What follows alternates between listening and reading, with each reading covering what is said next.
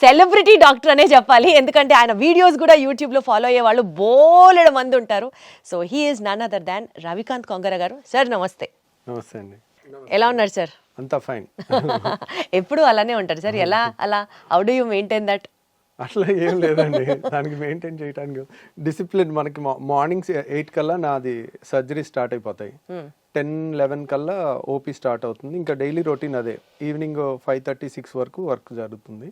ఇంకా ఆ తర్వాత 1 గంట 2 గంటలు జిమ్ చేసి మళ్ళీ రొటీన్ అదే ఎవ్రీడే. బేసికల్ గా సిల్వర్ స్క్రీన్ మీద నాగార్జున గారు మారరు, ఇక్కడ బయట మీరు మారరు, ఎప్పుడూ అలానే ఉంటారు, ఎప్పుడు చూసినా అలాగే ఉంటారు. మనం అందరికీ ట్రీట్ చేసే పేషెంట్సే ఒబీస్ పేషెంట్స్. వాళ్ళకి మనం ఇలా చేయండి అలా చేయండి అని చెప్పేటప్పుడు ముందు మనం హెల్తీగా లేమనుకోండి, we are not fit to preach them ఇలా చేయండి అలా చేయండి అని. ఫస్ట్ ఆఫ్ ఆల్ మన డిసిప్లిన్ మనం చూసుకుంటే వాళ్ళకి ఏమన్నా సలహా ఇవ్వచ్చు. Got it sir. సరే, యాక్చువల్గా ఎప్పుడూ నుంచో మిమ్మల్ని అడగాలనుకుంటున్నాను. బేరియాట్రిక్ సర్జన్గా మీరు చాలా సక్సెస్ఫుల్గా చాలా బాగా ప్రమోట్ చేశారు, and people all know you that way. కాకపోతే యువర్ యాక్చువల్ క్వాలిఫికేషన్ బీయింగ్ మీరు ఒక గ్యాస్ట్రోఎంట్రాలజిస్ట్ అండ్ సర్జన్. ఎప్పుడైతే మీరు యూట్యూబ్లో వీడియోస్ వీటి గురించి కూడా మాట్లాడడం స్టార్ట్ చేశారో అప్పుడు మా అందరికీ అర్థమైంది, ఓహో యూ ఆల్సో ట్రీట్ దిస్ అన్నది. ఎలా అట్లాగా from gastroenterology to bariatrics, how did it all happen? యాక్చువల్గా అండి, ఎంబీబీఎస్ తర్వాత 3 years సర్జరీ అండి, అది పోస్ట్ గ్రాడ్యుయేషన్. దాని తర్వాత super speciality 3 years gastroenterology, surgical gastro అనమాట. అది నిమ్స్లో చేయటం జరిగింది. నేను ఎంబీబీఎస్ తర్వాత ఎంబీబీఎస్ వరంగల్ కాకతీయ మెడికల్ కాలేజ్లో చేశాను. తర్వాత ఎంఎస్ జనరల్ సర్జరీ వచ్చేసి సర్జరీ మెయిన్స్ అన్ని రకాల సర్జరీస్కి ట్రైనింగ్ ఉంటుంది, అది ఉస్మానియా మెడికల్ కాలేజ్ హైదరాబాద్లో చేశాను. తర్వాత నిమ్స్లో గ్యాస్ట్రో చేశాను. సో నేను ప్రాక్టీస్ స్టార్ట్ చేసినప్పుడు నిమ్స్లో 2011లో నాది అయిపోయింది. అయిపోయిన వెంటనే నెక్స్ట్ మంత్ ఇక్కడికి వచ్చి స్టార్ట్ చేశాను. ఎందుకంటే మా రిలేషన్, మా బ్రదర్ సిస్టర్ ఇటువైపు సెటిల్ అయినారు కదా, వాళ్ళ అందరం కలిసి ఉండొచ్చని ఇక్కడికి వచ్చాను. ఇక్కడికి వచ్చిన తర్వాత ఆల్రెడీ ఒక 10 మంది పైన గ్యాస్ట్రోఎంట్రాలజిస్టులు ఉన్నారు, సర్జన్స్ ఉన్నారు. సో ఒకప్పుడు ఇప్పుడు నేను కొత్తగా వస్తే నా దగ్గరికి ఎవరినైనా పేషెంట్ నమ్మి ఎలా పంపిస్తారు? ఇప్పుడే పాస్ అవుట్ అయ్యి వచ్చాం, వీడు ఎలా చేస్తాడో ఏం చేస్తాడో, ఎప్పటి నుంచో ఉన్న డాక్టర్స్ ఉంటారు కదా.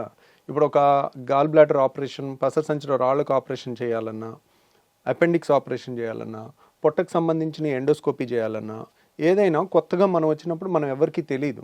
యాక్చువల్గా నేను చదువుకుందేమో వరంగల్ అండ్ హైదరాబాద్.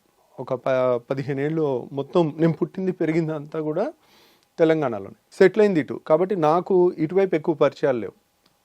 మా ఫ్రెండ్స్ ఇప్పుడు హైదరాబాద్లో ఏ హాస్పిటల్కి వెళ్ళినా నా జూనియర్స్ కానీ సీనియర్స్ కానీ ఉంటారు.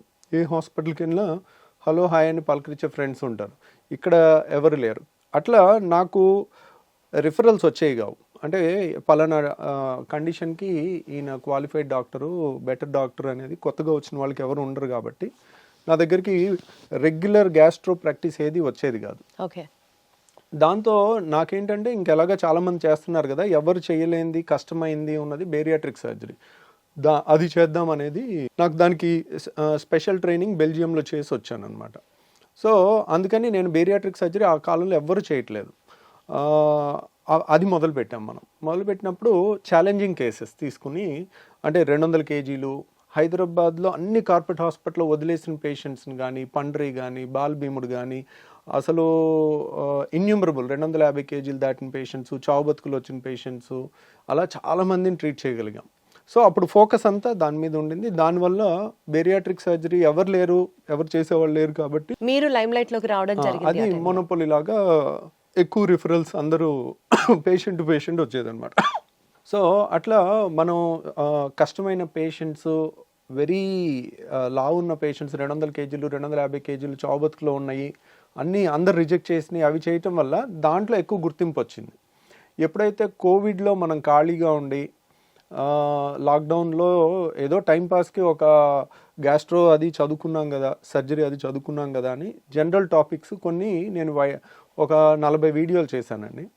చేసిన తర్వాత అవి బాగా వైరల్ అయ్యి ఎక్కువ మంది, అంటే మనం ఇవన్నీ చేస్తున్నారు గ్యాస్ట్రోఎంట్రాలజిస్ట్, గ్యాస్ట్రో ప్రాక్టీస్ అని అందరికీ తెలవటం వల్ల ఒకళ్ళ నుంచి ఒకళ్ళు పేషెంట్స్ రావటం జరిగింది. ఇప్పుడు ఏంటంటే మనకి బేరియాట్రిక్ సగం ఉంటున్నారు. గ్యాస్ట్రో అనేది ఏంటంటే అదొక సముద్రం లాగా చాలా రకాల కంప్లైంట్స్ ఉంటాయి. అంటే గ్యాస్ ట్రబుల్ కానించి, గ్యాస్ ట్రబుల్ అంటేనే అదొక మహాసముద్రం లాగా ఉంటుంది. దాంట్లో చాలా రకాల కంప్లైంట్స్ ఉంటాయి. దానికి తోడు ప్యాంక్రియాస్ అని, లివర్ అని, కిడ్నీ రాదు కానివ్వండి, కిడ్నీ చుట్టుపక్కల ఉండే చాలా అవయవాలు కూడా అన్ని పొట్టలోనే ఉంటాయి కదా. గ్యాస్ట్రో అంటేనే పొట్టకు సంబంధించింది. స్ప్లీన్ అని, చిన్న పేగు, పెద్ద పేగు చాలా ఉంటాయి అన్నమాట. ప్లస్ ప్రాక్టాలజీ అంటారు, అంటే చాలా మందికి బ్లడ్ పట్టడం, అంటే పైల్స్, ఫిషర్స్, ఫిస్ట్లా, ఇట్లా రకరకాలు, అంటే నోటి దగ్గర నుంచి పేగులో కింద వరకు వచ్చే అంతా కూడా దాంట్లో కవర్ అవుతుంది అన్నమాట. బట్ ఒకటి సార్, ఇలా 2 స్ట్రీమ్స్ని మీరు కవర్ చేయడం, మీరు అందులో స్పెషలైజ్ అయి ఉండడం ఇప్పుడు మాకు చాలా హెల్ప్ అవుతుంది. బికాస్ అటు బేరియాట్రిక్ సబ్జెక్ట్ గురించి అన్నా మీ దగ్గరికే రావాల్సి ఉంటుంది, ఇటు గ్యాస్ట్రో సమస్య ఏదైనా సరే మీ వైపే చూడాల్సి ఉంటుంది. సో ఐ థింక్ ఇప్పుడు మనం స్టార్ట్ చేసే ఈ సిరీస్లో let's talk about both the issues, 2 cover అయ్యేటట్టు. ఎందుకంటే అవే ప్రజలను ఇప్పుడు బాగా బాగా బాగా పీడిస్తున్నటువంటి మెజారిటీ ఆఫ్ ది ప్రాబ్లమ్స్లో అవి కూడా ఉన్నాయి. కాబట్టి టు స్టార్ట్ విత్ అండి, ఈ ఎపిసోడ్లో స్పెషల్గా మనం గ్యాస్ ప్రాబ్లం గురించి మాట్లాడుకుందాం. గ్యాస్ ప్రాబ్లం అనేది చాలామంది రెగ్యులర్గా ఫేస్ చేస్తూ ఉన్నటువంటి ప్రాబ్లమే. గ్యాస్ వదలడం అనేది మధ్య మధ్యలో నలుగురిలో ఉన్నప్పుడు కాస్త ఇబ్బందిగా అనిపించవచ్చు. అండ్ బ్లోటింగ్, కడుపు ఎప్పుడు ఫుల్గా అనిపించడం, ఏమి తినాలనిపించకపోవడం. సో మేబీ ఇవాల్టి రేపటి మనకున్న స్ట్రెస్డ్ లైఫ్ స్టైల్ ఒక మేజర్ రోల్ ప్లే చేస్తున్నా సరే, గ్యాస్ ప్రాబ్లమ్ని కనుక సరిగ్గా ట్రీట్ చేయకపోతే చాలా కాంప్లికేషన్స్ కూడా వస్తాయని విన్నాము. So you have to tell us అసలు గ్యాస్ ప్రాబ్లం అంటే ఏంటి సార్, ఎన్ని రకాలు ఉంటాయి, and how do we overcome this? So గ్యాస్ట్రోఎంట్రాలజిస్ట్కి అంతా గ్యాస్ మయం లాగే ఉంటుందండి. రోజు ఉదయం నుంచి సాయంత్రం వరకు పేషెంట్స్ అందరూ గ్యాస్ గ్యాస్ గ్యాస్ అని వస్తారు. యాక్చువల్గా గ్యాస్ అనేది ఏమి ఉండదండి. యాక్చువల్గా టెక్స్ట్ బుక్లో సార్ నాకు గ్యాస్ ట్రబుల్ ఉందని అంటారు.